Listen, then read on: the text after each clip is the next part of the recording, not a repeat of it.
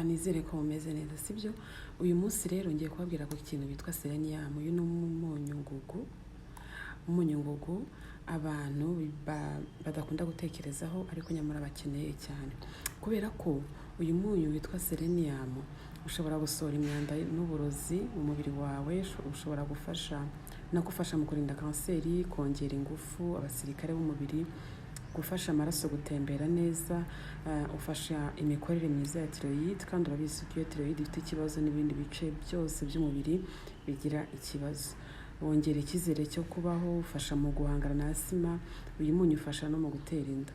Ni ukuvuga ngo njye ibintu ndabisomye nyuzana ndabisoma ndavuga why not nkayibabwira.